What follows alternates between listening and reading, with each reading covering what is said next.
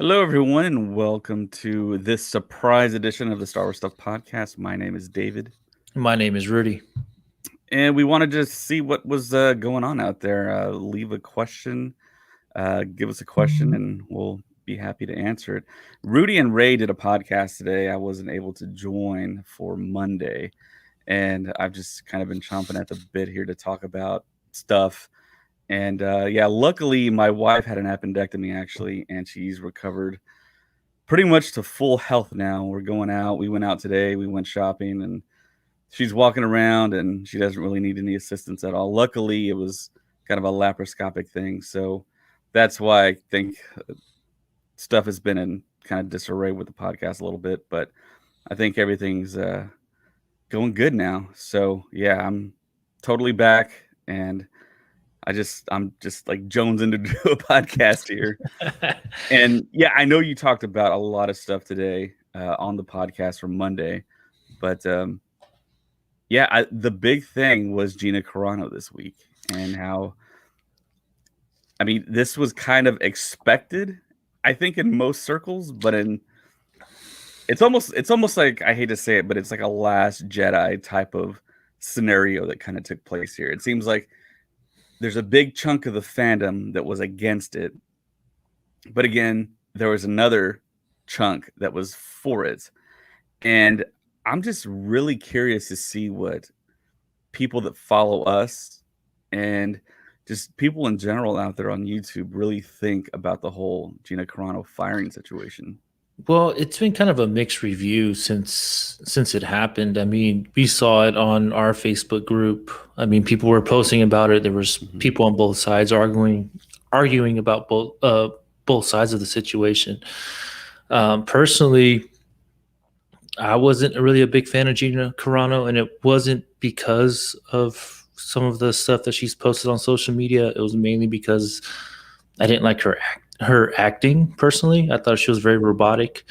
Um, but I love the character Cara Dune. Like that's my biggest downfall. Like Cara Dune's a great character for Star Wars in general. The backstory behind it, but behind that one character, and just knowing that we might lose that character in Star Wars is kind of disheartening because that's a big character to lose for Star Wars. Yeah, I totally agree. I thought that was a really great character that was developed.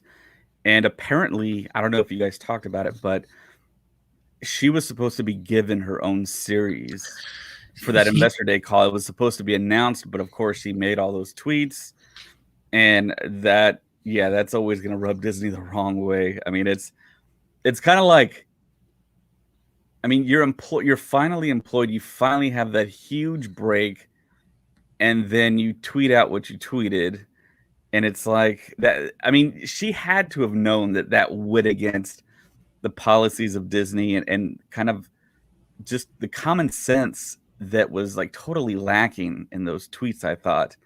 I mean, she put out a lot of tweets actually, and we really didn't talk about them on the podcast.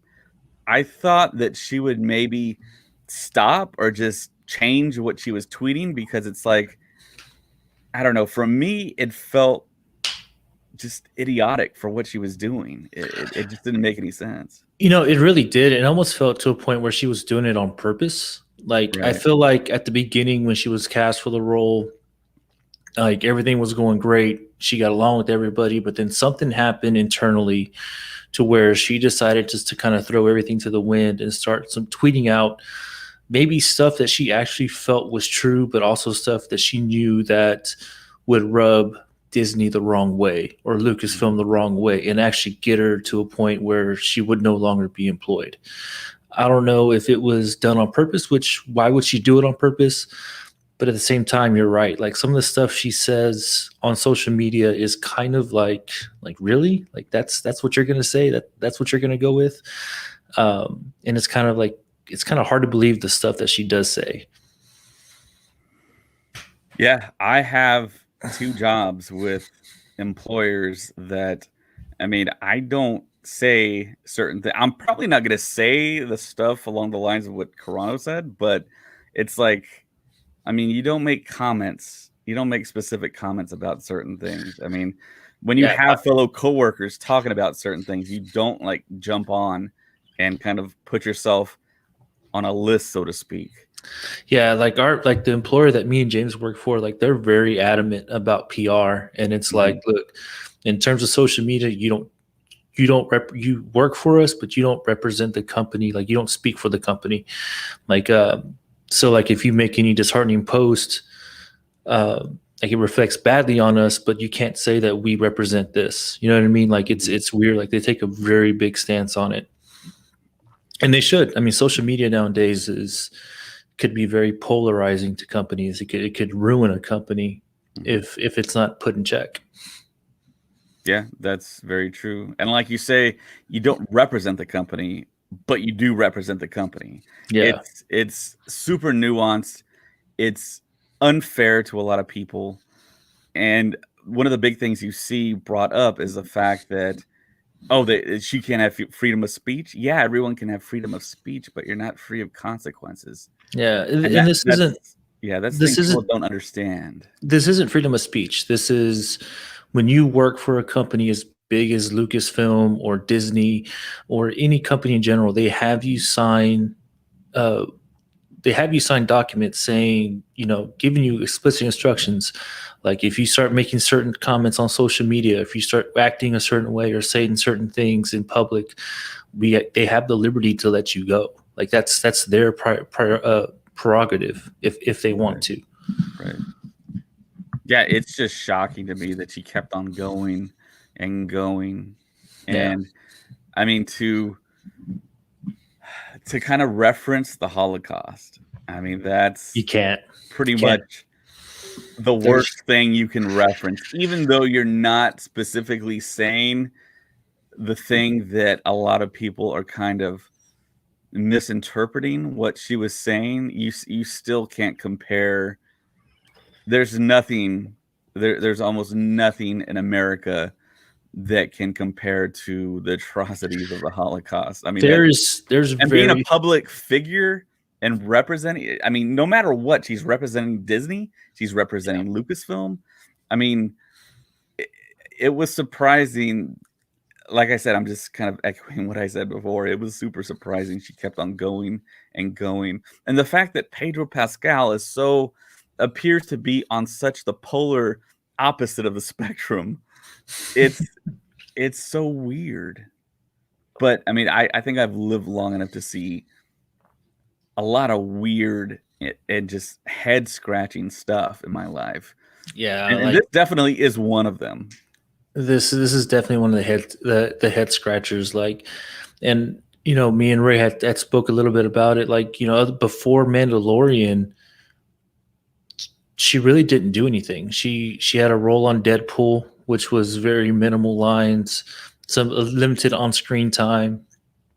And I think she did like one other thing. So this character in Star Wars was actually kind of a breakout role for her, and for her to kind of just throw it away and walk away from that role is kind of crazy. Like it like to me, like something must be off, because you don't just walk away from an open door like that, especially something as big as Star Wars. Mhm. Yeah. And so one interesting question I asked Ray, and some of the interesting questions I've seen online, was, what would you rather see? Would you rather see Filoni and Favreau write off Cara Dune somehow, or recast it? Yeah. I'm not quite sure. There's been a lot of suggestions. I know Lucy Lawless is like a super popular fan vote. I think she's kind of retired right now in New Zealand. I saw her on the Colbert show when he went to New Zealand for a little stretch, and she was out there, and yeah, she looks as young as ever too. I mean, she looks like she could step in and do Xena again. I think the last thing she did was like Spartacus for Stars, I believe, or she did some other Really? little series. Yeah. And funny enough, she actually did a cameo for Sam Raimi's first Spider-Man film. I don't know if you knew about that, but she had like I think she had a wig on, and you totally couldn't tell it was her, but it was her. And I'm not quite sure what the connection between the two of them are. I guess is it Xena? I'm not sure. I think so. Yeah. Uh, I don't know, man. If we go back and watch Mandalorian season 2, like, it leaves her character in a pretty decent spot, because even when Din Djarin goes and asks for her help, she's kind of hesitant to help him, Yeah. because she's in a good spot with the New Republic. So I think maybe they can just kind of let her kind of go off into the sunset, maybe. But I know why they wanted her in the first place. I mean, former UFC fighter, very strong woman figure. Replacing her with like a Lucy Lawless would be cool. I was thinking, and I throwing it out there, but I'm thinking like maybe, Ronda Rousey or someone along those lines, who's been in a few movies like that, has similar acting style, and can do the live action hand to hand combats. Yeah, I haven't seen anything about her Yeah. possibly being recast. Any kind of like just rumored news, anything from any of the sources I trust. So, but it feels like it's early days, and the fact that Pedro Pascal got cast in The Last of Us, Yeah. He's that playing actually might. Joel, right? Yeah, I believe he's playing the main character. I'm not a Sony guy, so I never played Last of Us, but I do know it's like cultural impact, and a lot of people love that franchise. And apparently, that actually might have a bit of an effect on shooting for The Mandalorian season 3. Maybe not a direct effect, but that might kind of tell us that, wait a minute, The Mandalorian isn't going to shoot sooner than later. Did you read up anything on when they're going to start shooting that HBO Last of Us series? I did not. Just hearing that he had signed on to play Joel for that series kind of was a telling sign for me, because I know, given the Golden Globe nomination that Mandalorian got this year, but Best Actor wasn't one of them. And I think that's kind of what he's looking for. He's looking for some type of award or recognition in some way, some shape. And he can't do that by wearing a mask over his face 90% of the show. So him venturing out and doing something like a live action Last of Us for HBO, which would be good. HBO does good quality shows. I think that it is going to take it is going to slow down production for Mandalorian season 3, and I think they're actually taking their time. The last I heard for season 3 Mandalorian was that there is going to be some type of time jump, and that's why they pushed it back after the release of the Book of Boba Fett.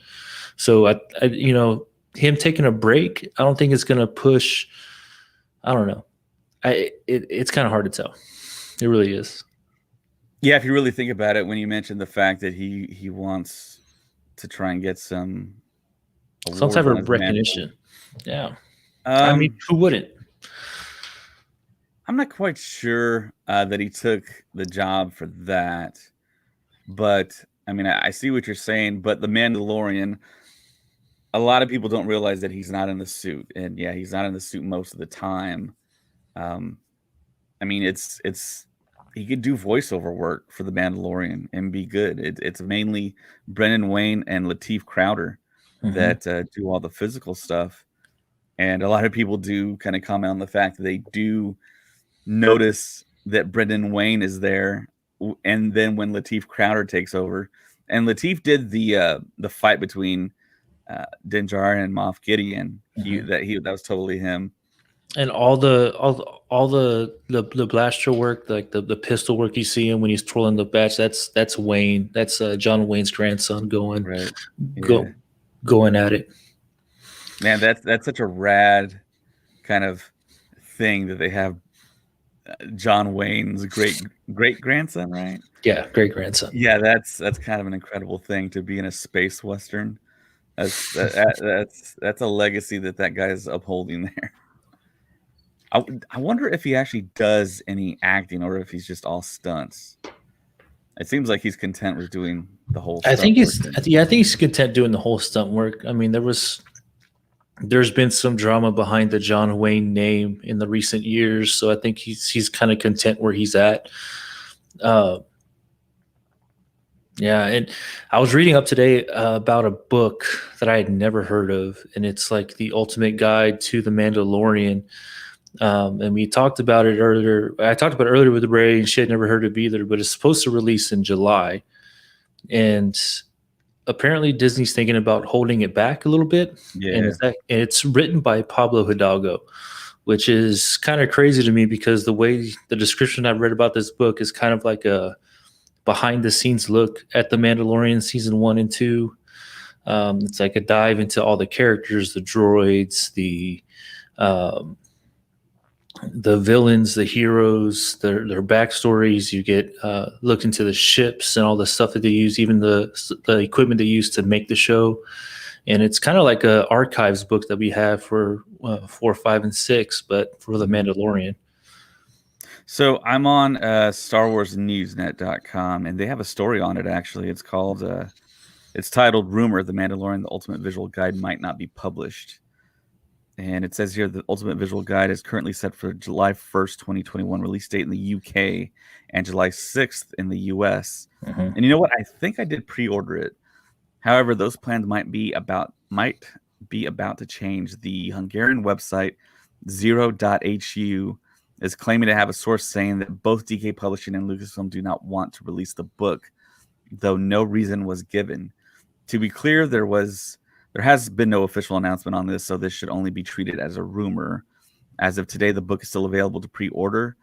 The Zero.hu team, who are claiming the story as an exclusive, did ask Lucasfilm and DK for comment, but received no response. The book was written by Pablo Hidalgo, as all Star Wars visual guides, and as usual, was promised to include a lot of information and details on everything related to The Mandalorian. Zero.hu is claiming this same source had previously told them about the things they reported on regarding the High Republic details, as well as The Mandalorian adopting a child in Season 1 before the show made its debut. If that is the case, the source certainly has a history of merit.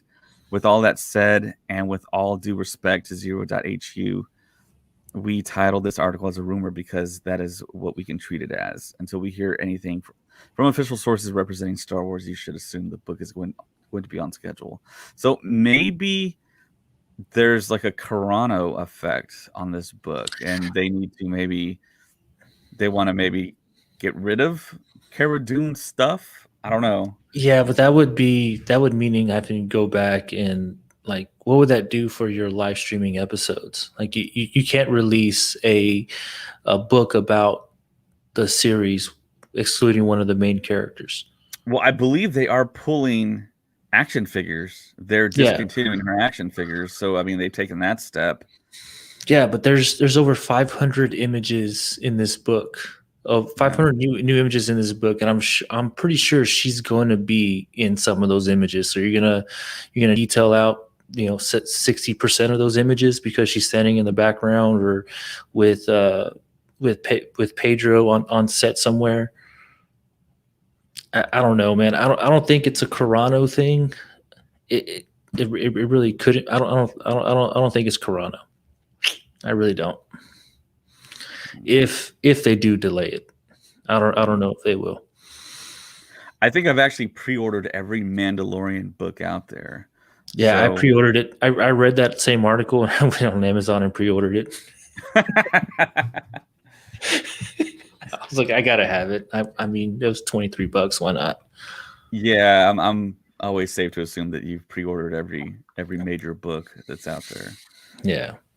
So. Yeah, so have you gone through the Star Wars Archives book? I'm making my way through it. Okay. There's a lot of information in there, and it's a lot to take on. I think that's why I think James and I are splitting it up before we record anything on it. But we want to make sure that we get all the right information down, and we're also cross-referencing some other books as well. Yeah, it's a lot of people don't realize, I think kind of with all things, the amount of information that exists for Star Wars. And there's a certain book out there, and it's on Audible. I've been listening to it. It's called The Secret History of Star Wars, and it's narrated by, I'm trying to remember the name. I know he played Jeff on the Late Late Show. Let me see if I can bring it up here. Yeah, it's by Michael Kaminsky. And I'm pretty sure that, I mean, if we ask him, he'll be on the podcast for sure because I think he's been making the rounds. But yeah, it's an incredible book, and no one's really spoken about Star Wars the way that they speak about Star Wars in this book. I mean, it goes in depth on the relationship, more in depth than anywhere I've read, heard, seen about George Lucas's relationship with Marsha Lucas and what happened. And of course, I mean, it's written by a third party. It's not written by George or Marsha. So, I mean, it's like, what is the truth? But I've never seen anyone describe the details between them two. And when she was working with Martin Scorsese and the fact that George Lucas didn't like that. And it's just so interesting to me. And I really credit Marsha Lucas for being the person to really put Star Wars together, really kind of mesh the thing together, really get Star Wars to be what it was. I think George Lucas tried editing Star Wars, and his wife, who was a fantastic editor, Martin Scorsese, was using her as for editing, and I believe she edited New York for him, and she's the one that put Star Wars together like a puzzle. She took the pieces, she made it faster and more intense, it seems like. And we all know George Lucas directed it, but it's Marsha that really kind of gave us what we know today. And at every turn, it seems like there are so many perfect storms to contribute to the grand perfect storm that Star Wars was. And it makes it seem like George Lucas was one of the luckiest people to be alive, to ever live, in a sense. And yeah, I'm pretty sure we'll talk a lot about that when we start doing that podcast for the archive. Oh yeah, like just going through the archive and seeing like all the drafts that he went through before he actually got the finished product of A New Hope, and you read through the drafts and you're like, how did none of this even make sense? Like this isn't even like remotely similar to what the movie is, and it's crazy how everything just kind of just fell into place. And like even to me, like I'm kind of focusing in more on like the casting and like some of the stories behind the casting, like casting Han Solo, and how he came to pick those actors out. Like it's crazy. Like I would never thought that some of the stuff that transpired between him and those actors actually happened. Yeah, and it all kind of spawned from him almost dying in a car wreck, and him laying in a hospital bed telling himself, I need to do something with my life. I mean, it's that kind of what spurred the whole situation for him going to film school. And yeah, he actually tricked his parents into going to film school. Tell the story. so he got into that car wreck and said, hey, I need to do something in my life. And he really wanted to go to art school. He wanted to go to film school and art school, but his dad refused to pay for it. Right. So what he did was he convinced his dad to let him go to USC as an engineer. Well, while he went to engineering, he also took classes in acting and directing, and actually double majored in film as well. And so while that was happening, he started making all these short films for his college classes, and that's how he started making his name. Him and Coppola. Well, I think the book talks about the first time his dad came and watched one of his short films in L.A. And after the film, he says like his dad looked over in the car at his mom, was like, "Our investment paid off." Well, that's interesting. And is that in the Star Wars archive book? Yeah. Okay. Yeah. Yeah, there's some stuff that I guess I can say that I'm a big fan of the Steve Jobs autobiography. And I think some of that information is like kind of like cross contaminating what I know about George Lucas's upbringing in a way, because that's another autobiography I listen to all the time. I listened to it when it came out, and of course, when he passed, it was It's heartbreaking. It's weird that I kind of grew up as a tech person. I don't think a lot of people know that, but I was really into computers, and I was really fascinated with Apple's kind of rise to what it became. And of course, I'm a child of the 90s. So when we had computer lab, we had Apple IIs. And that was our computer lab. And we would have like PE, and then we would go to computer lab. And the thing that I will never forget about computer lab is that our computer lab teacher had the fans at full blast, like at maximum strength. And these weren't just like any plain regular fans. These were like industrial strength fans, like mounted into the ceiling that would just shoot like gusts of cold air on you. Yeah, to So, keep the units cold from overheating. well, that probably, but also maybe to get rid of the smell, because we were all kids, we were all sweaty. Once you walked in there, we grew up in South Texas, so it was always hot. You were just like cold instantly. It was like a freezer almost when you walked in there. It was weird. And I always thought that it was a strange situation. And it's like, man, we're all gonna get sick. But I don't think a lot of us did. But anyways, yeah, we played Oregon Trail, and then I think there was another game that we played in there. But yeah, there was no real learning going on. I think it was kind of just corralling the kids and like have them come down for the next class that they attended. But yeah, I mean the Apple IIs were there, and I didn't even realize they were Apple IIs until years later. And of course, the Star Wars connection that Steve Jobs has is that the fact that he he bought Pixar essentially from George Lucas. George Lucas sold it to him, and he developed the Pixar computer. And yeah, it's just an incredible legacy that Steve Jobs has. I mean, he has there's so many just like epic stories of him just not relenting on his employees. I think George Lucas was a lot of the same way, but I don't think he was as harsh as Steve Jobs was. No, Steve Jobs was at a different mindset. I mean, George Lucas, don't get me wrong, is probably one of the most brilliant minds we have in terms of movies and directing and storytelling. But Steve Jobs was, I mean, that was a whole different level of mindset for I don't anybody. think so. I don't think so. I think they were kind of the same people in the way that they didn't take no for an answer.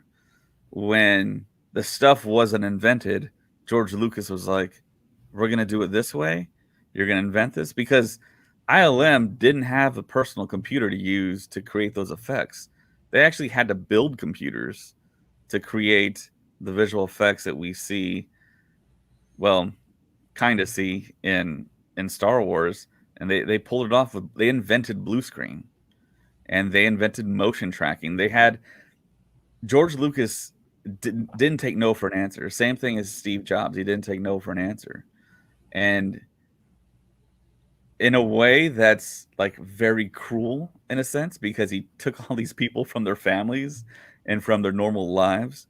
But without these two guys in history, it's like we wouldn't get a lot of the stuff we have today.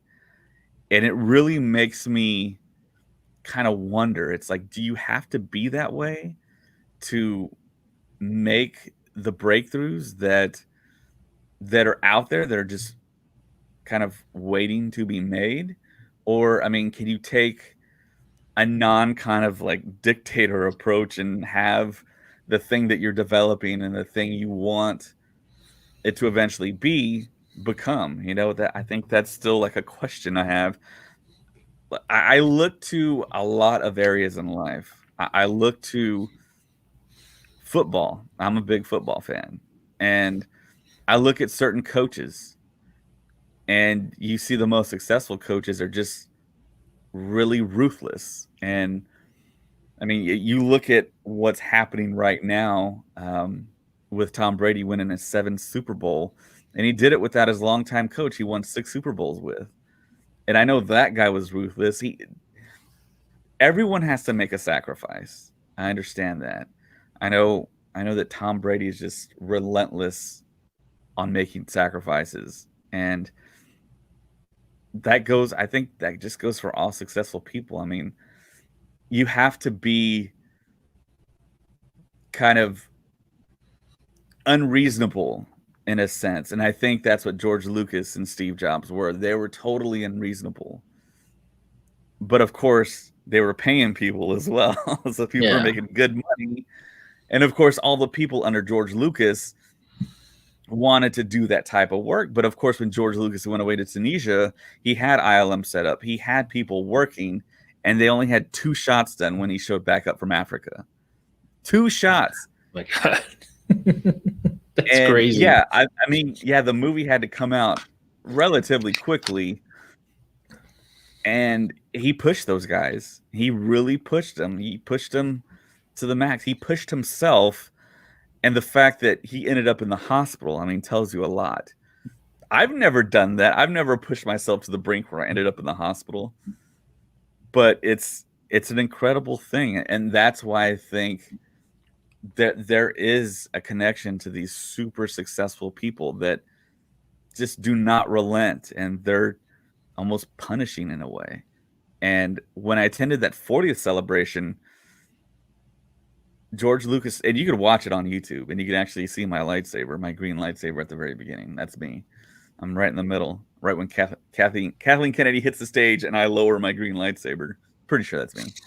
So, yeah, he talked about how right when Dave Filoni hits the stage, they talk about Clone Wars, of course, and they detail the fact that this has never been done for TV. This type of animation was very complex for the time, but George Lucas was like, "Yeah, I know, but I told him we're going to do it, and that's it."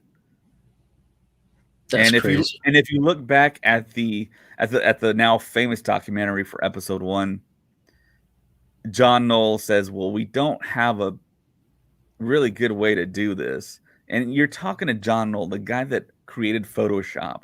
He has no idea how to do what they do, how they did what they eventually did, and those special effects live up to this day.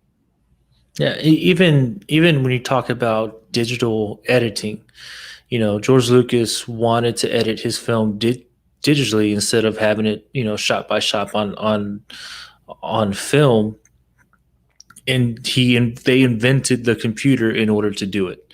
And I think they got the editing done in like less than a month versus having to take 9, 10, 12 months to do the editing for a film. I think we have a question. Yeah, he's raising his hand. What's your question, Commander Thorne? Oh man, but yeah, We're all it's a waiting different it's a different mindset of that alpha mindset of a mentality on a scale of 1 to 1 million. It's a pretty big scale.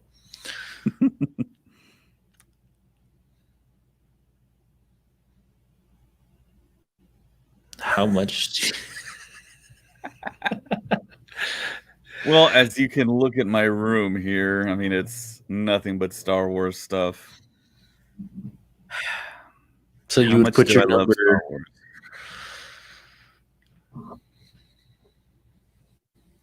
I think that I've had a very love-hate relationship with Star Wars. Um, and this is, I don't think I've ever spoken about this on the podcast before, but yeah, some of my first memories were of Star Wars. I've talked about that before, but the fact that I didn't get anything for almost 2 decades really on film, that really made me kind of leave Star Wars in a way. But I mean, it was still very kind of cemented in my mind, the impact and and the cultural impact that I knew it had. And once the special editions hit the big screen, I was just kind of right back in it. And then I learned of the prequels being made, and I had all these preconceived images and kind of expectations that weren't met with the prequels. I love the Phantom Menace. A lot of people don't like that movie. I actually loved it. I thought it was a really good Star Wars movie, and it really did certain things that kind of surprised me when I look back on it that actually happened. Because I think when you go into a Star Wars film and you're a Star Wars fan, you have a certain expectation. And of course, The Last Jedi kind of blew all that away and gave us something totally different. But it's I really loved episode 2 when I first saw it. And then everyone kind of after the fact and like kind of Monday morning quarterbacked it and said that no, it wasn't a good film. And it had the effect of, okay, I watched it on DVD when it came out finally, and it's almost like I grew to dislike that film in a way. And I think if I watch it again, I think I'll like it more, and I think I'll have the reverse effect, even though I haven't seen the prequels. And I really had kind of a disappointment in a way for the prequels. But looking back on it, it feels like my friends and the media and everything before the internet basically had an effect on me for those films. And now we have a generation that's even on our podcast that loves those films. And I hear a lot of people say, if it's Star Wars, I'm going to love it and watch it no matter what.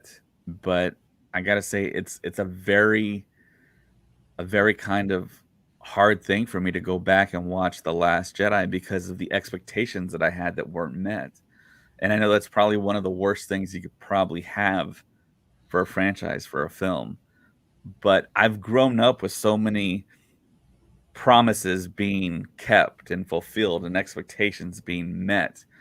And you see that in popular culture all the time. You see that in TV and film all the time. You expect a certain thing to happen and it happens. It's like, okay, well, yeah, it was supposed to happen. But yeah, with The Last Jedi, it didn't happen. And we talked about it on the podcast a couple podcasts ago, I think. And it feels like The Last Jedi is going to be regarded in about 10 to 20 years the same way Empire Strikes Back was. And people are going to look back to The Empire Strikes Back and The Last Jedi as the two best Star Wars films. And it's going to be a total reversal, almost like what the prequels are now. I remember a time where everyone just hated on the prequels, unabashed hate. And it was depressing in a way. But I could always take away certain things from that film. I could take away the fact that Jar Jar was the first CGI character, one of the first main characters to happen. And then that begat Gollum from Lord of the Rings, and that was truly incredible. And I mean, there was so many breakthroughs. And the fact that we know now, after the fact that the Phantom Menace utilized the most practical models and practical effects out of any Star Wars film, that's an incredible thing. I think we all kind of got brainwashed into thinking it was all green screen, blue screen from all the documentaries that were made. But I think one of the major things I don't like about Star Wars isn't the films, isn't the books, isn't any of that. It's the fact that I think they keep a lot from the fans, and to go back to Apple, it's almost like the whole concept of incrementalism. It's like give a little bit out at a time. When there's a special release of films or whatever, give like one or two scenes that we've never seen before. Because when you watch the Rise of Skywalker documentary, there's stuff on there I've never seen before. And I'd like to think I've seen a lot of Star Wars documentaries and behind the scenes and pictures. I mean, even now with the podcast, I'm always looking through stuff. And they had interviews with people that were in the Lucasfilm archives that I had never seen before. And it's like, what else do they have? And of course, Gareth Edwards found that B-roll that he put into a film, actually. And how much B-roll is actually left in the archives. I want to see it. I mean, maybe there's enough to create a whole nother film from it, you know? I mean, digitize that stuff, keep it safe, and let us see it, I mean, let us have it. And yeah, that's one of the things I love about the Lord of the Rings documentaries. On all the extended edition discs, you get all that behind the scenes stuff. And yeah, I mean, not all of it is super entertaining for most people, but I mean, it's a lot of behind the scenes stuff. And that's what I've always wanted from Star Wars. And it feels like the more we go, the more we're going to get, but it might be just kind of an effect from the fact that we're getting so many TV series and so many more films being released now. Yeah, and I think nowadays Star Wars fans are kind of understand, or the Lucasfilm is understanding too, that fans are kind of gearing towards those more theatrical TV series more than movies nowadays.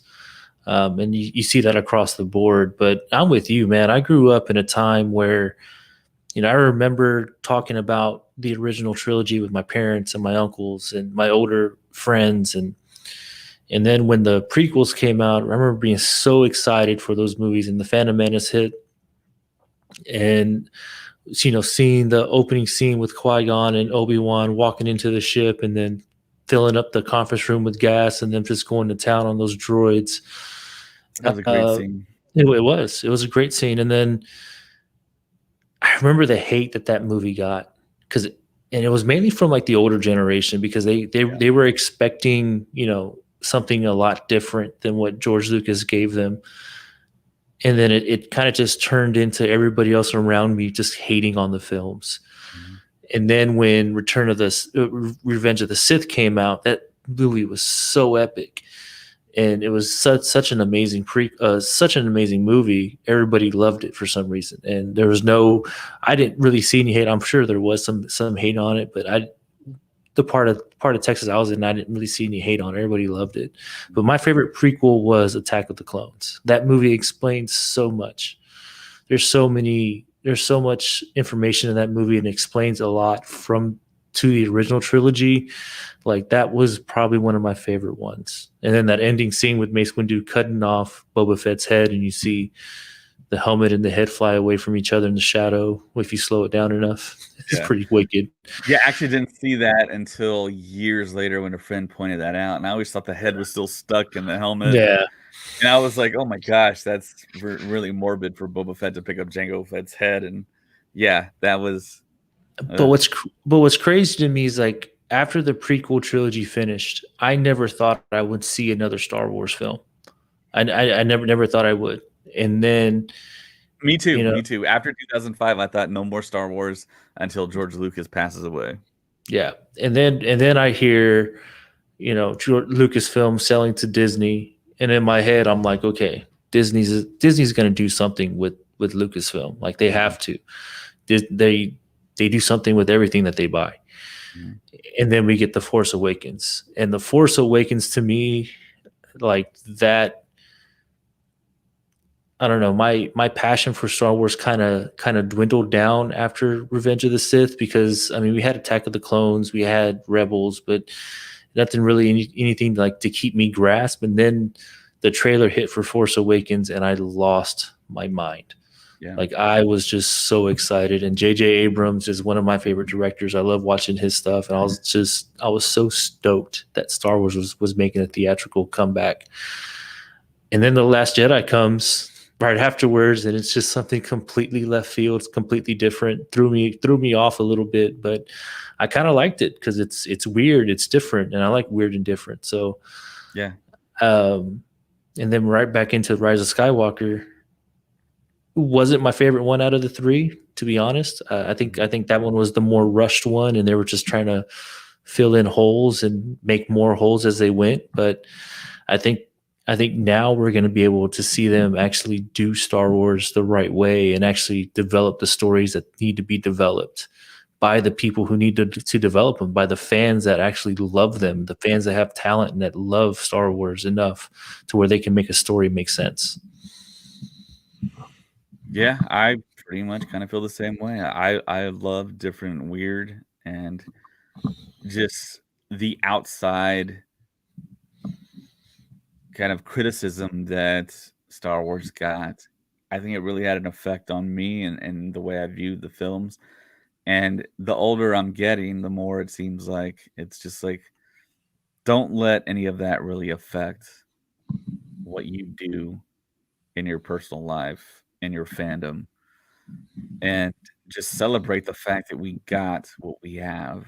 Exactly. Like we're lucky to even had those films, you know? Yeah, and it's not us making them. I mean, even if we had kind of a way to kind of influence those films or future films, I mean, still, I mean, would that even happen if we had a way to give them our input? I mean, it's such a complicated process, and it's so hard to make a movie.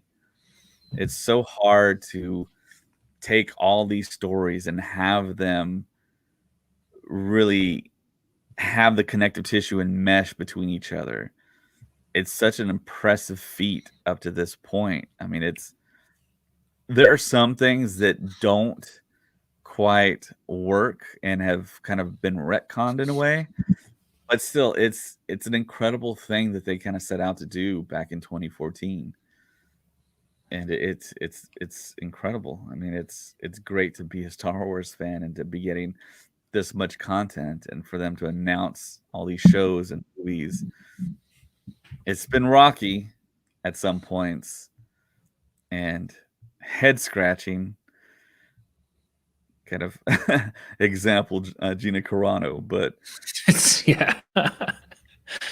I mean that's life. I mean it's really hard to create something that is universally kind of accepted. Now they kind of came back and did it with the Mandalorian. I think that's that was met with overwhelming universal acceptance, which is Yeah. an incredible thing. Yeah, and the way that it came in, I mean, with with the biggest one of the biggest reveals in Star Wars history with Grogu at the end of episode 1 or chapter 1, sorry. Like it was insanely good.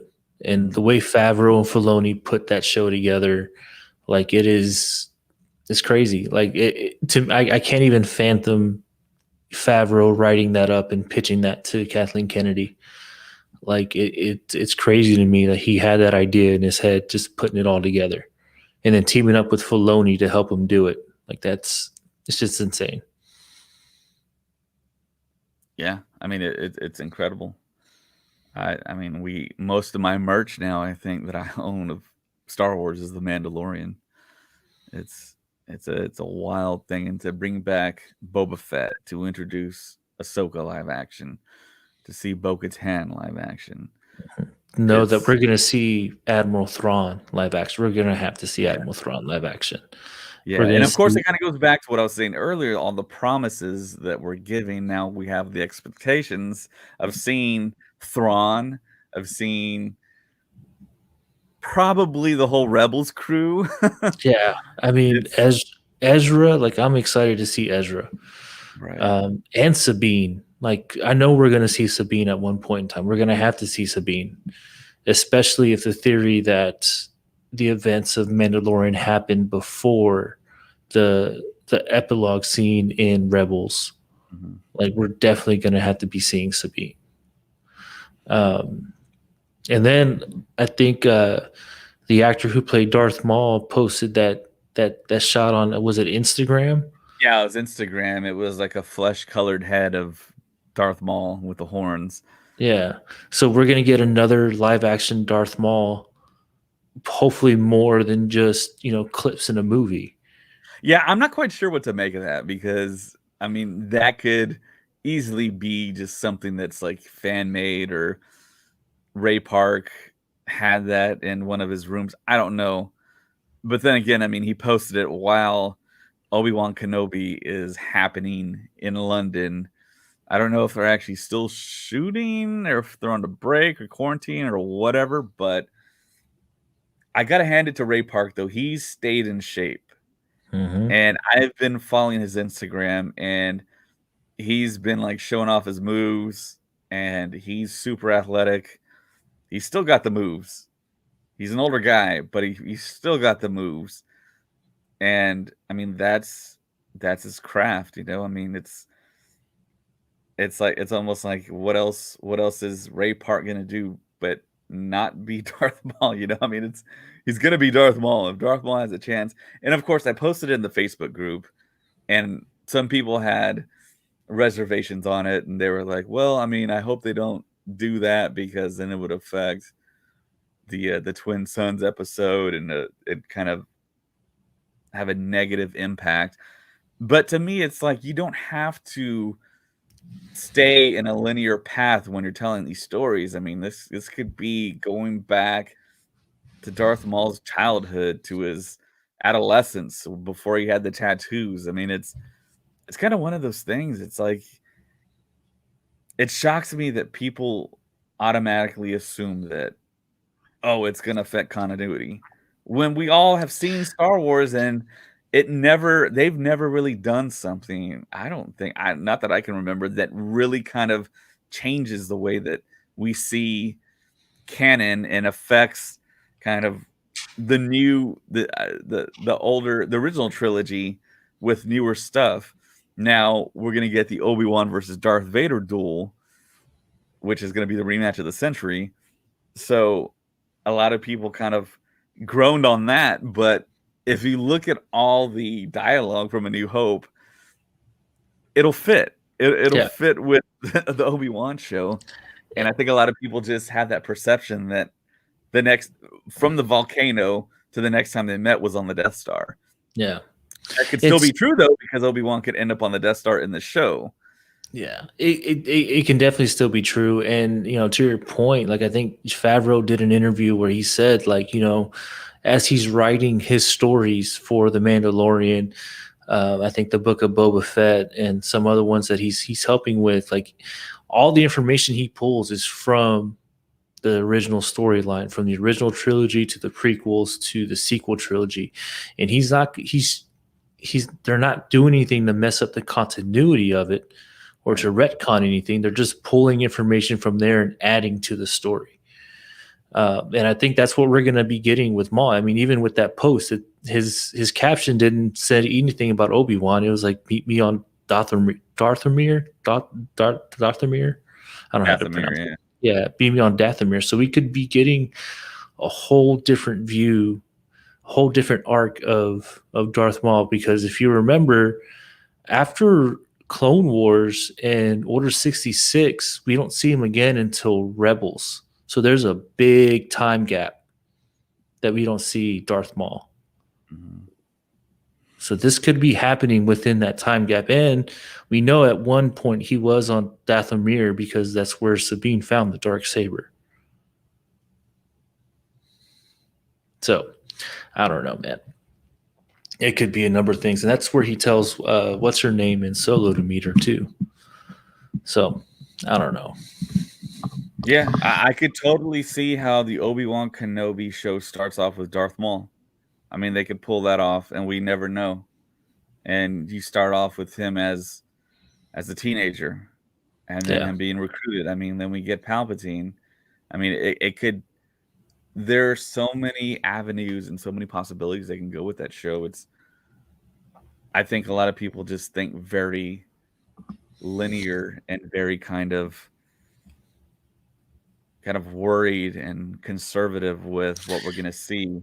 And have you seen Deborah Chow episodes of Mr. Robot? Because I know she's directed some of that. No, I have not. I need to go and watch it because I know because she's the one directing. I think either like all of them or most of the Obi-Wan series. Yeah, she's directing all of them. That's like her show. Yeah, that's how much faith Lucasfilm has in Deborah Chow.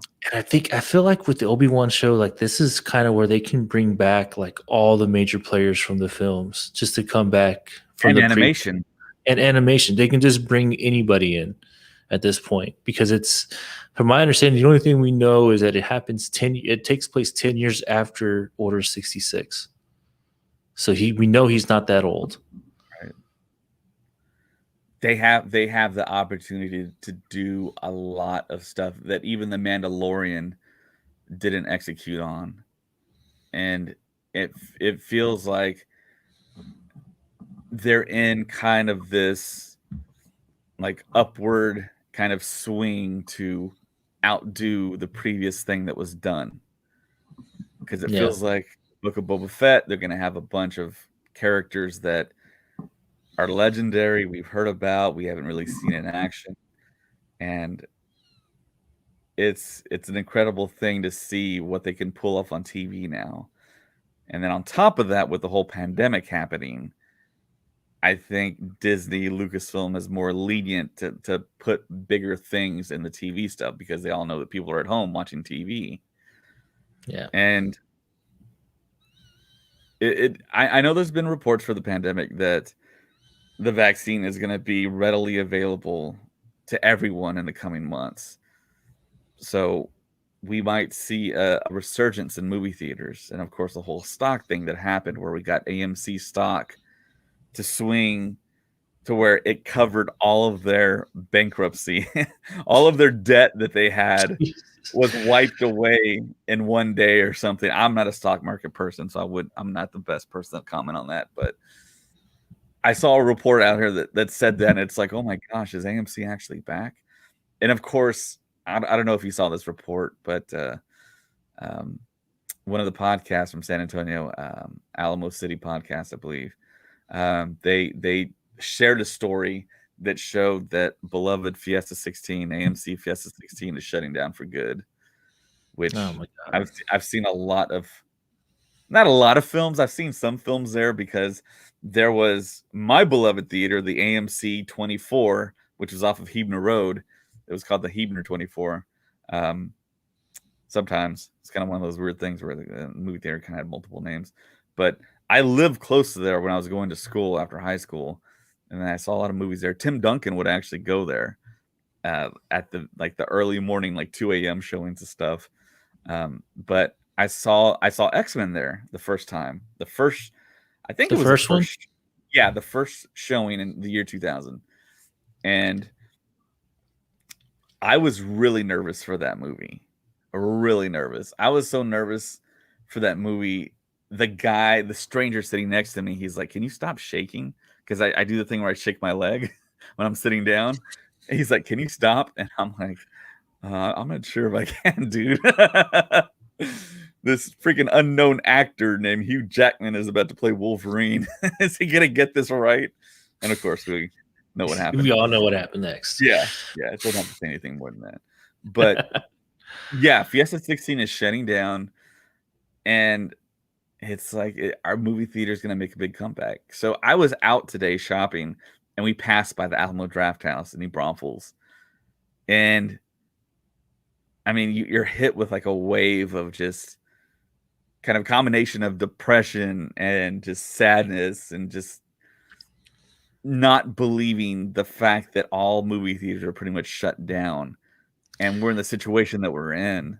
It's just unbelievable. I mean, like in 2019, everything was open, you know? Yeah, we have, me and James have had this conversation multiple times, like, you know, and I told him, like, within 5 years, the movie, I don't see movie theaters staying open in 5 years. You'll see specialty movie theaters like Alamo Draft House, or, you know, the places that you can get, you know, drinks and food, or you can go bowling. They have multiple things, you know, arcades and bowling alleys in them, or even drive-through theaters for that matter, which I think drive-through theaters are going to be amazing. They're amazing anyway. That's just a fun experience to share with your family. But it is crazy to think that, you know, there's a possibility that my son may get older and not experience the movie theater experience. When you walk into a movie theater and your feet are sticking to the floor because it's sticky, and you get that popcorn smell, and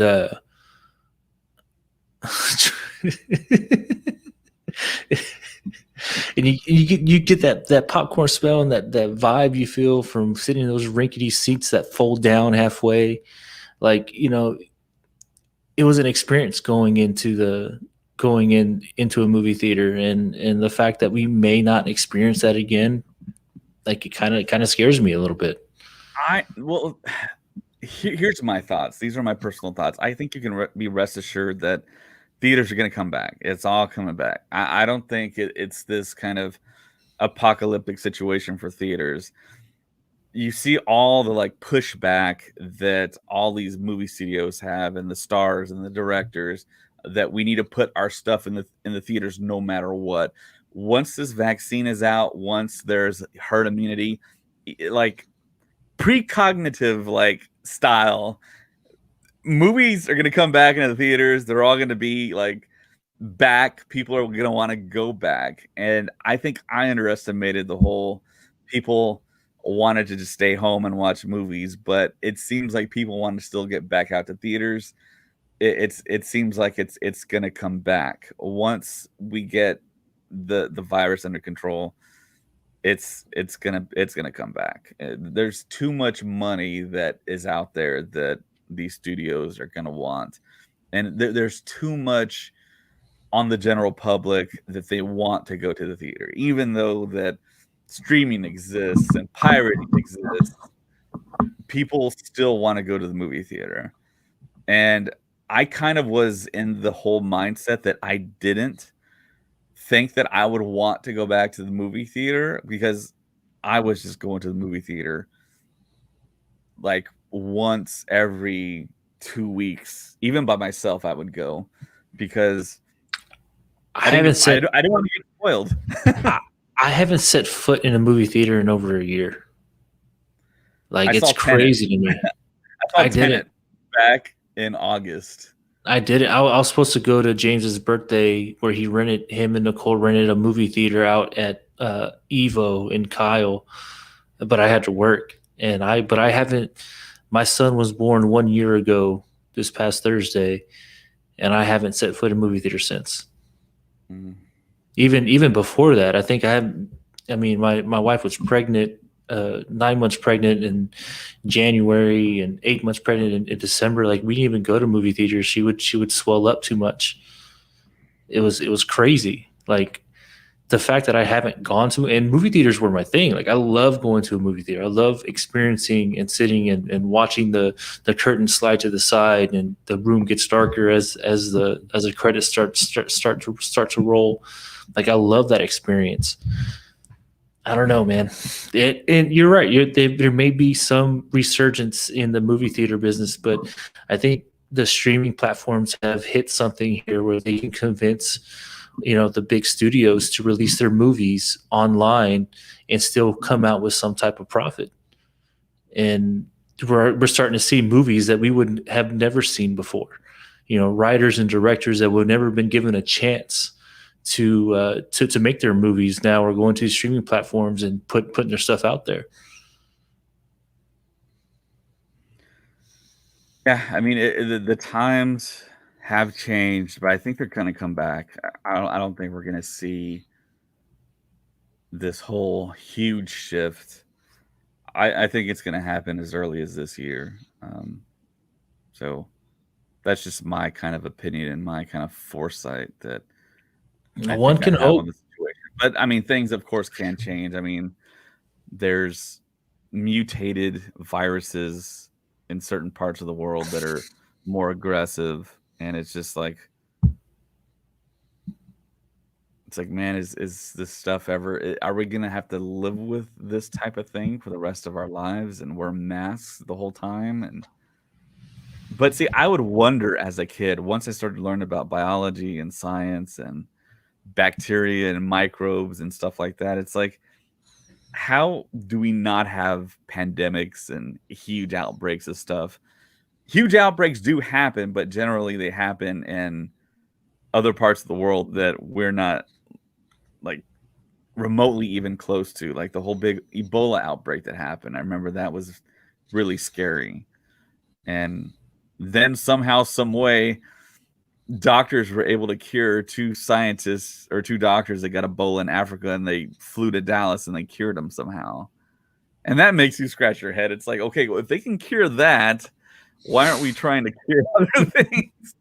It's like, I mean, how did those guys get an exception to have like these experimental drugs that actually worked on them happen.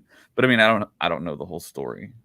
I mean, Yeah. you hear stories and theories on stuff, and I mean, there's a certain part where I think everyone's kind of conspiratorial brain goes to, and then there's other times where it's like, well, no, that's probably not the case because it wouldn't work because A, B, and C, you know. Yeah. And I think that's a tough thing that we have to kind of fight sometimes, and I think that leads to people making stories of Kathleen Kennedy's on the hot seat and she's fighting with Jon Favreau, and it's like they're trying to put all these kind of pieces of information together and come up with something to make a video or to get YouTube likes and promote hate for Lucasfilm, and sometimes it's it's just a weird way how they get there. And but I mean it gets clicks and likes and it's kind of unfortunate. But yeah, it's a weird world. It really is, and it's kind of surprising. Like you either get well known on social media for a handful of things, and unfortunately, like spreading rumors and hate is one of them. And you're right. That's what some people do. Like, anything to tear down Lucasfilm or Disney or Star Wars in general. Like, just because we're seeing a resurgence in the fandom and the popularity of Star Wars is growing every single day, like, doesn't mean that you have to go out and try to destroy, somebody's experience in Star Wars. Mhm. Anything that someone puts out, some kid or someone may read that is going to change their outlook or their view on what they thought that they liked or thought that they loved, and that's just not right. Yeah, I totally agree. I rather get the truth out there than anything. I mean, But we'll you talk are right about though. rumors, Star speculation, and Lucasfilm is sitting on a whole bunch of stuff that they're not showing us. They yeah, are yeah. right. I think they are. A whole bunch of unedited, unclipped sequences that we've never seen before. Like, just put it out there. Why not? Someone needs to hack Star Wars. Hack them. Let us know. Well, see, I don't think everything's digitized though, so it's one of those things where it's like they haven't put their pictures on the cloud yet, you know? How can they not? Everything's on the cloud. I have things on the cloud that I didn't even know were on there. I don't even know how to Well, I access mean, them. it's pre-internet, the original trilogy, and that's the stuff I'm really curious to see and like kind of go over. And That's kind of why I bought the archive book, because I think that's the closest thing that I'm going to get yeah, to it, in terms of finding out the nitty gritty of what happened behind the scenes. I'm probably going to go download that book you're listening to, the secret story of Star Wars. dude, Things of it's a long book. I haven't even finished it. Let me um, see. It's it's gonna play here. So if I click on the chapters button, let's see. I think it's a 16-hour book. oh, that's not bad. Let's see. That's not bad. 4 minutes, 4 minutes, 19 minutes, 40 minutes, 57 minutes, 57 minutes, an hour, 6 minutes, an hour 15, an hour 15, an hour 12, 48 minutes, 56, 50, 41, 41, an hour, 57, 55, I swear to God, 1. if you do that quick math in your head, I'm walking away. No, I can't. 50 minutes, 35 minutes, an hour 7, an hour 4, 49, 8 minutes, 45 minutes. I'm at chapter 24, and there's 33 chapters. Dang, that's a long book. Yeah, it might be. You know what? I think it's in the 20s. I don't think it's 16. I think it's like 24. Like a day. But yeah, I mean, there's a lot of super interesting stuff in there. But for me personally, I think I get in certain moods, and sometimes I want to listen to music, sometimes I want to listen to podcasts. It's usually I want to listen to podcasts. Recently, I've been listening to music just to try and kind of degauss my brain. But Yeah, I mean, there's so much out there, and I've been thinking about this. It's popped into my brain several times that there's so much stuff now. I'm gonna be 40 this year, and there's so many things out there that I'm curious about, and so many fandoms out there that there's so much stuff constantly being added that I just don't have the time to dig into. It's like, where was all this stuff when I was a kid, you know? To me, I feel like I was born too early, you know? Yeah. And all these And, kids today are so lucky and they don't know how good they have it. oh my god, and that's what I try to tell some of these kids at work. Like, I grew up in two different eras. Like, I grew up pre-internet, pre-cell phone, pre-information is everywhere age, to now information is at my fingertip. I can Google who starred in what role in this movie in 1952 and have the answer at my fingertips in less than 5 seconds. Yeah. We actually had to go and look stuff up in magazines and newspapers, and we didn't. Microfiche. Yeah, like, I don't know. That it is crazy. Like, there's so much information being put out there every single day, and it's kind of hard to put everything together sometimes. It really is. Yeah. Yeah, it's unbelievable that we basically have the library that we used to spend time in and look up stuff all in our pocket now. Yeah, and then now with them doing the High Republic, now they're adding a whole set of new information that we've never seen before. And that's kind of I think that's the point that I'm obsessed with right now is all the new stuff. Oh my god. Give me more. Yeah, and if you wanna keep up with it's kind of another full-time job for us, I think.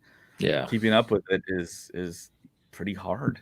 I mean, It it's really is. Like, the kinda amount of characters that they're introducing, like, it's kind of daunting. Like, just going through and seeing the backstories of all the characters that they're introducing just in these 3 books that they've released, and they're releasing more.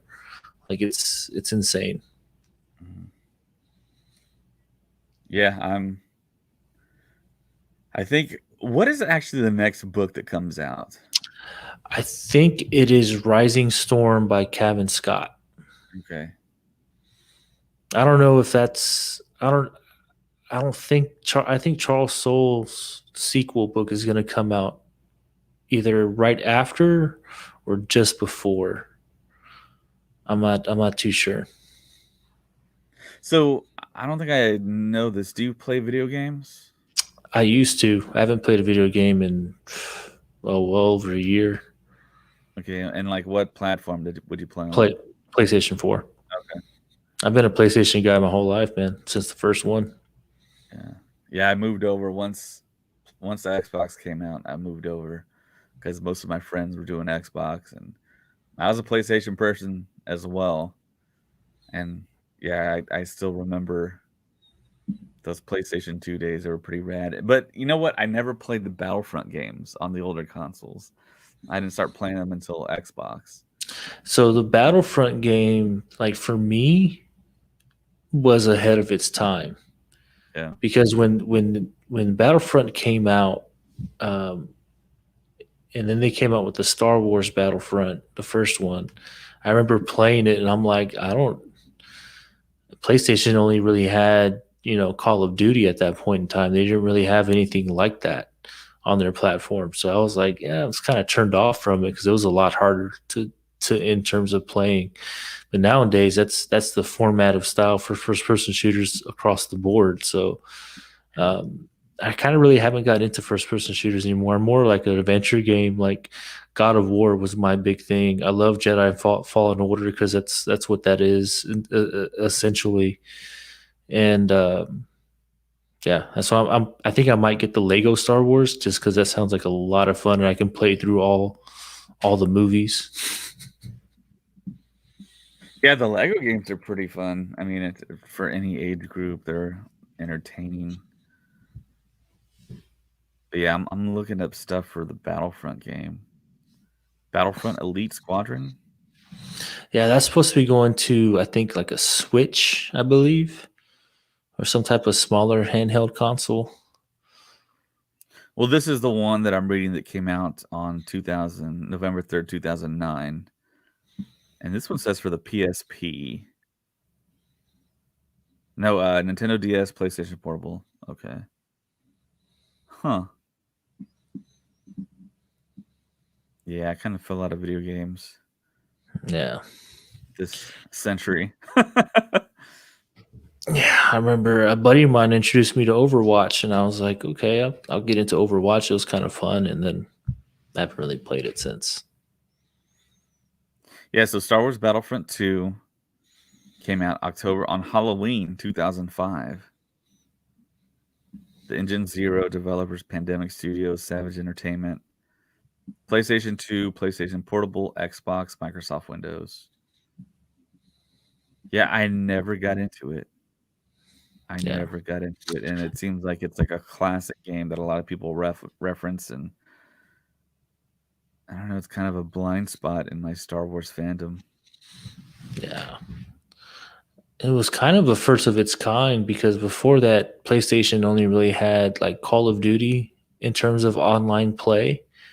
And so when Battlefront 2 came out, it was just like this one massive open world Battlefront battle that you can get into. And it's like, no, I was never used to it. So I kind of threw it off to the side.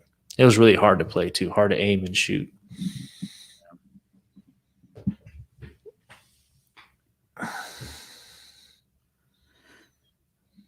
So yeah, probably the last thing I want to talk about here is Kevin Feige, and he was asked about if Star Wars would ever merge with Marvel. Shot it down.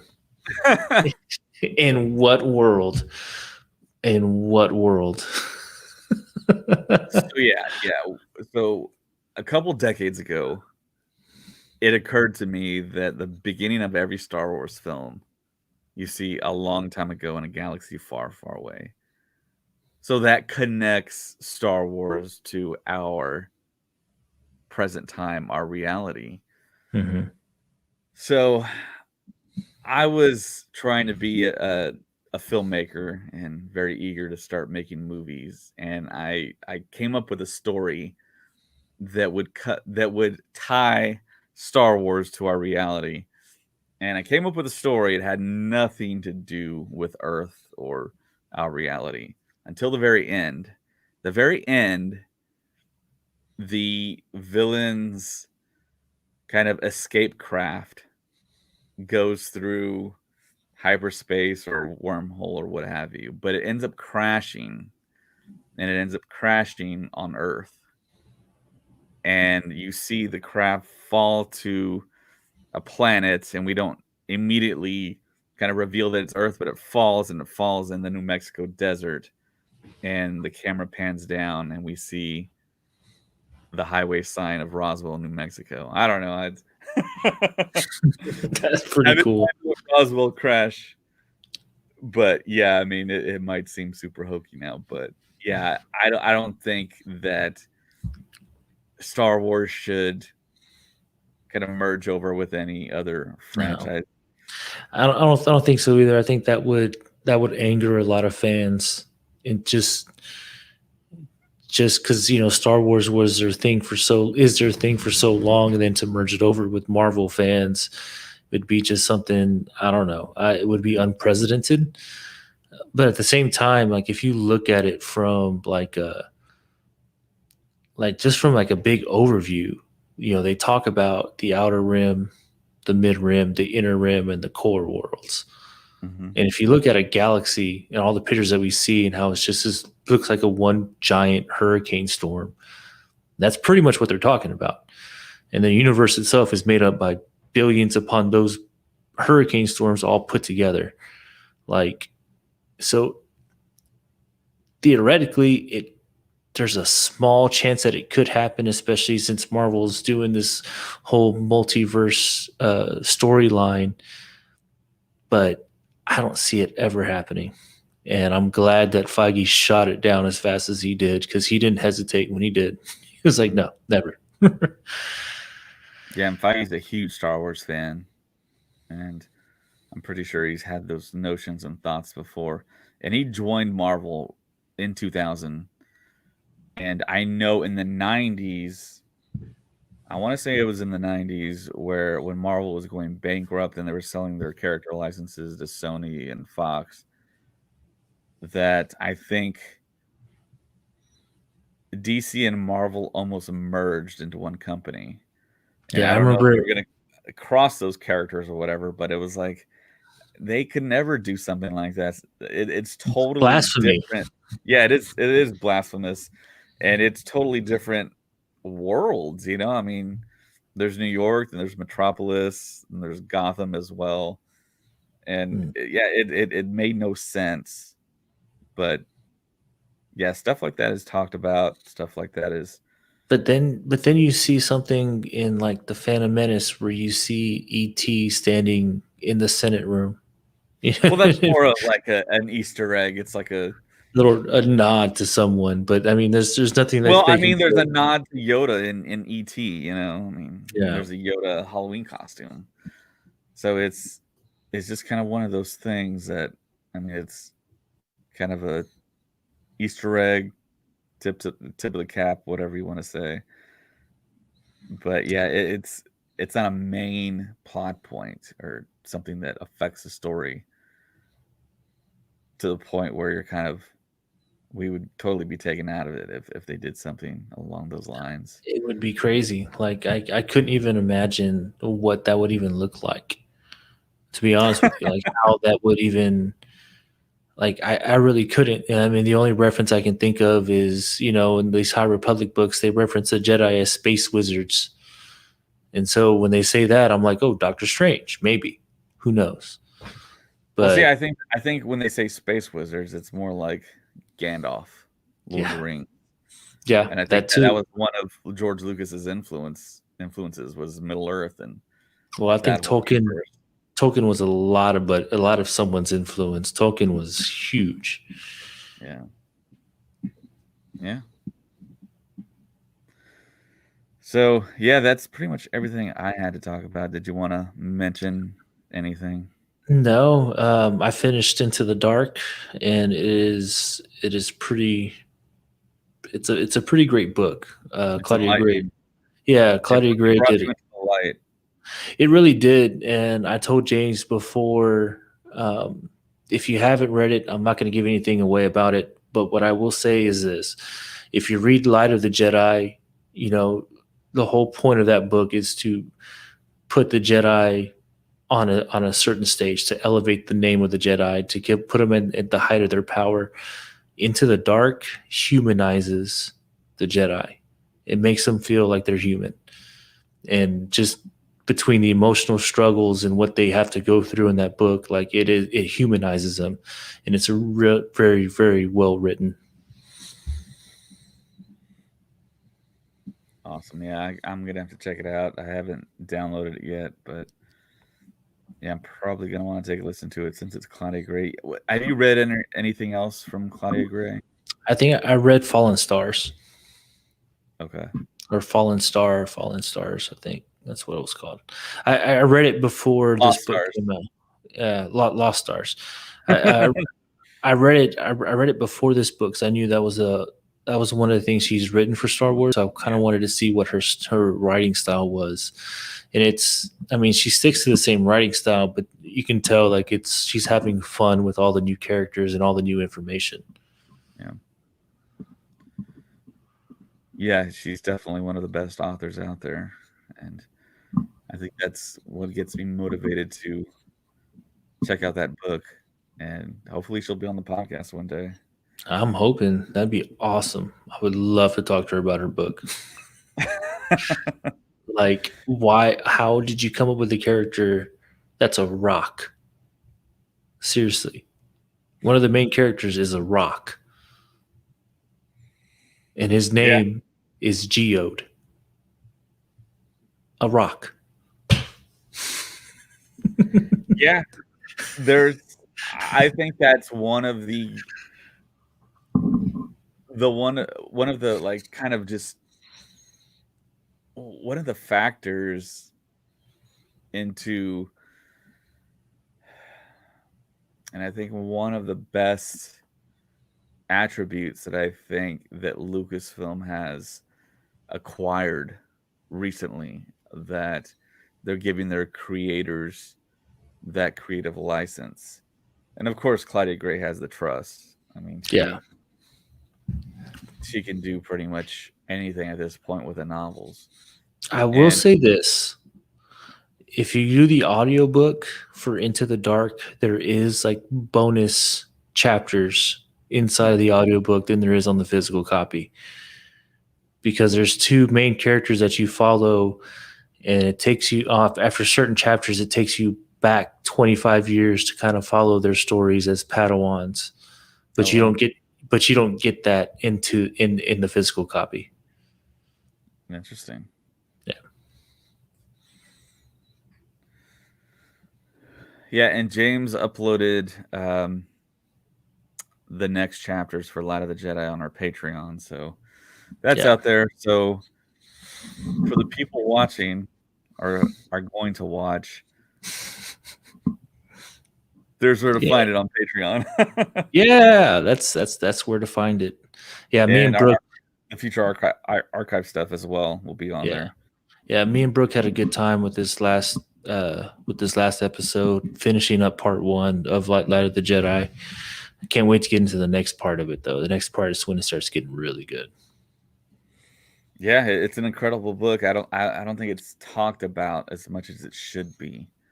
I think it's kind of suffering the fate of just being judged by its cover, maybe, and then Well, people kind of not reading the entire thing and not really digesting it, and just kind of so maybe skipping through it.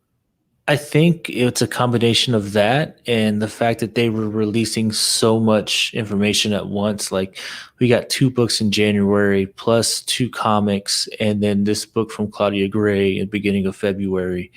So that's 5 different things to read, and now we have a gap of a couple of months before we get the next edition. I think we might get a couple comic books in between, but for the next major novel to come out, it's going to be early June to mid-June, early July. And so I think now is going to be that time for people to actually kind of slow it down and read it and kind of digest this information. So we're going to be seeing a little bit more people reactions to these books. And I think with us doing our show on Patreon, deep diving into the book puts us ahead of the curve. Yeah, definitely. But yeah, if you want to check out older Patreon episodes, they're all there, our stories. I'm talking to listeners from the show now that they're contributors to the Facebook group. And I think the next podcast will happen probably next weekend. I guess today technically is Valentine's Day. So I want to spend it with my wife. And luckily I'm off. But yeah, it's been kind of crazy this past couple weeks. And then it was your kid's birthday today. Yeah, well, it was his birthday on Thursday. It was his party today, so my house was filled with people. Yeah, I can imagine, man. Yeah, so much stuff, so much loud stuff. Yeah, you finally got him cleared out, huh? It's like, and I was the only one to give him a Star Wars gift. Really?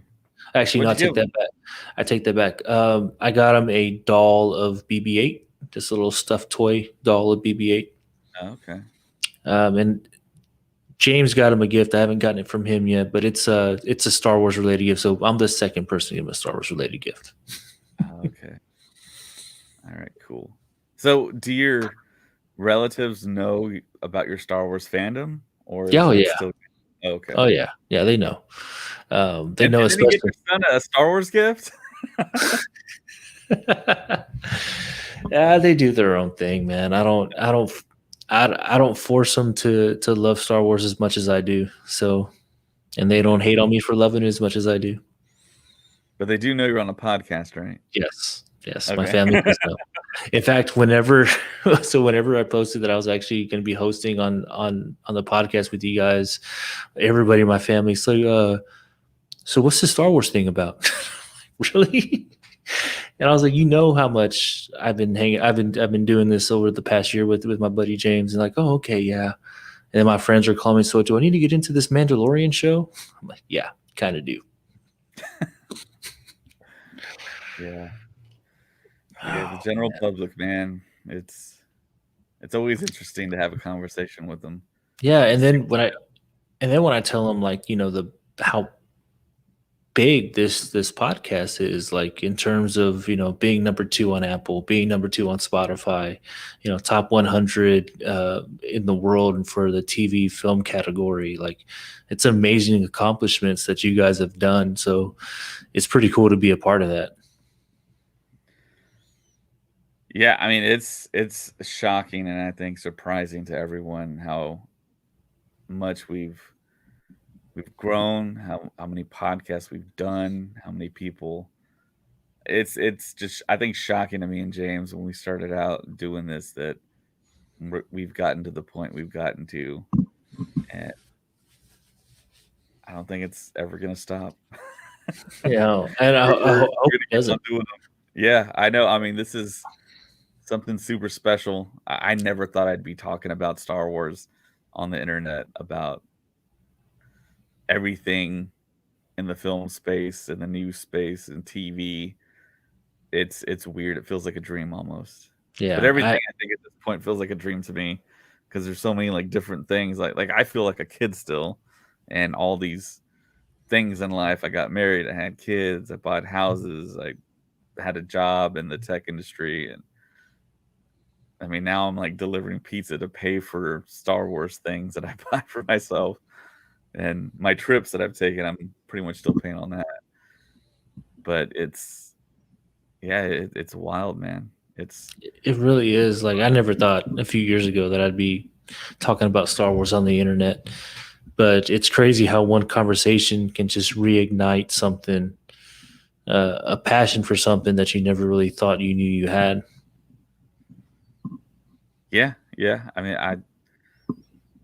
I was always a Star Wars fan, but I never thought growing up it was that huge until I saw certain kind of segments on Entertainment Tonight and the people classmates would reference Star Wars and it's like, wow, they actually know that, and it almost seemed like that was the thing that connected everyone because everyone I think in the 90s growing up had parents and siblings that it greatly affected and was just a shocking thing to see something that good on screen.